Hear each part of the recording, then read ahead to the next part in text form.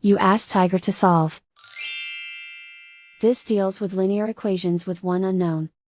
The final result is x equals 2. Let's solve it step by step.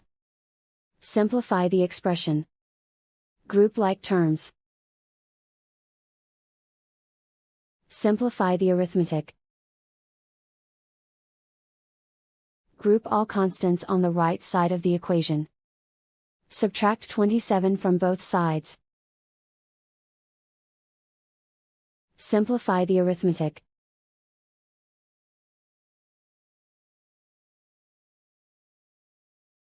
Isolate the x. Divide both sides by 6. Simplify the fraction. Find the greatest common factor of the numerator and denominator. Factor out and cancel the greatest common factor. And so the final result is x equals 2.